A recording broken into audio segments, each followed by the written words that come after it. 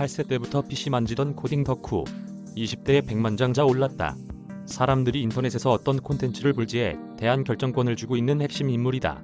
영국 BBC는 미국 인터넷 커뮤니티 플랫폼 레딧을 창업한 스티브 허프먼 최고 경영자를 이렇게 평가했다.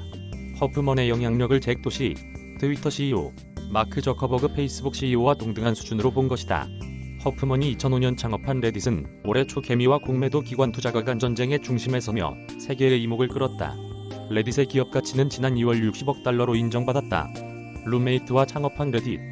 허프먼은 1983년 미국 버지니아주에서 태어났다. 8세 때부터 컴퓨터 프로그래밍에 관심을 보였고 버지니아대에 진학해 컴퓨터공학을 전공했다. 버지니아대에 입학한 첫날 허프먼은 기숙사 룸메이트로 알렉시스 오웬이언을 만났다.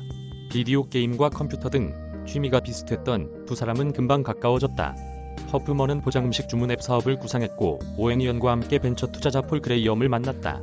이 발상은 실제 사업으로까지는 이어지지 못했지만 대신 그레이엄이 두 사람에게 관심을 갖게 된 계기가 됐다. 그레이엄의 동료 속에 허프먼과 오웬이언은 인터넷 커뮤니티 사업의 틀을 짰다. 이용자들 사이에서 가장 인기 있는 글이나 링크를 첫 페이지에 노출시켜 이용자들의 관심을 그대로 반영하는 커뮤니티를 만들겠다는 구상이었다. 이들의 생각을 들은 그레이엄은 웹의 첫 페이지를 만드는 사업이라며 적극 지원했다. 허프먼과 오웬이언은 대학 4학년 때 그레이엄의 엑셀러레이터 Y 콤비네이터로부터 12,000달러를 투자받았다. 몇 주간의 개발 기간을 거쳐 2005년 레딧을 완성했다. 그들은 있다라는 단어가 들어갔으면서도 아직 쓰이지 않은 도메인을 찾아내 레딧이라는 이름을 붙일 수 있었다. 두 사람은 레딧 창업 이듬해인 2006년 미디어 기업 컨데나스트로부터 인수 제안을 받아 수락했다. 인수 가격은 비공개였지만 당시 업계에서는 2천만 달러 수준이라는 얘기가 돌았다. 위기 맞은 레딧의 구원투수로 복귀. 회사 매각으로 20대 중반에 백만장자가 된 허프먼은 2009년까지 레딧에서 일했다. 레딧을 떠난 뒤인 2010년엔 여행정보 앱 기업을 창업하기도 했다. 허프먼의 부재에도 레딧은 성장을 이어갔다. 편집자가 아니라 이용자가 메인 페이지의 콘텐츠를 결정한다는 점에 매력을 느낀 사람들이 꾸준히 유입됐기 때문이다. 많은 이용자가 업투표를 한 콘텐츠는 레딧의 메인 페이지에 노출된다. 레딧은 모든 인터넷 밈의 근원지로 불렸다. 버락 오바마 전 행정부가 추진했던 지식재산권 보호 법안과 온라인 저작권 침해 금지 법안이 인터넷의 자유를 침해한다는 반발의 중심지 중 한 곳이 되기도 했다. 레딧은 미국에서 가장 인기 있는 커뮤니티 플랫폼으로 입지를 굳혔다.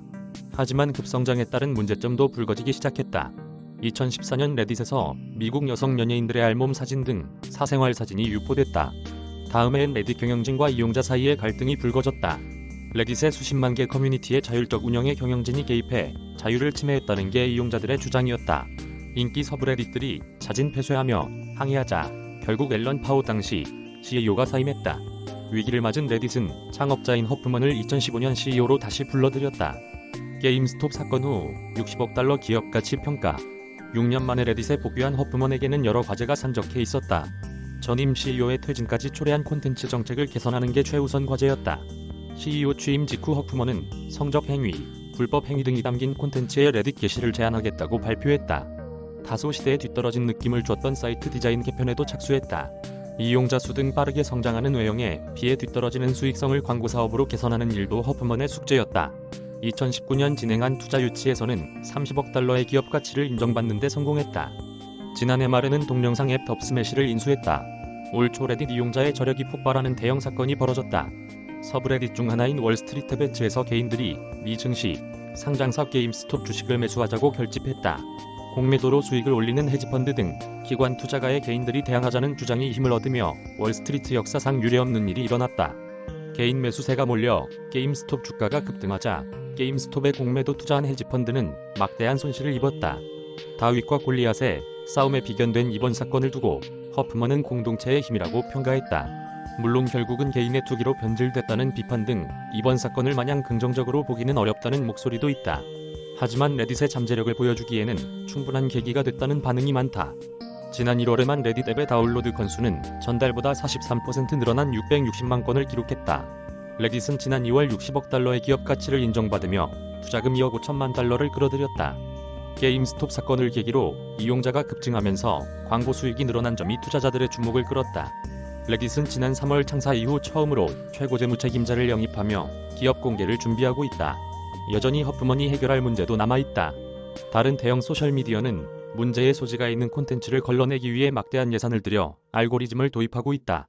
반면 레딧은 보수를 받지 않는 수만 명의 자원봉사자를 활용한다. 소셜미디어에서 유통되는 콘텐츠에 대한 책임과 이용자들이 원하는 자유 보장 사이에서 허프먼이 어떤 경영 판단을 하게 될지 주목된다. 이고은 기자 이메일 주소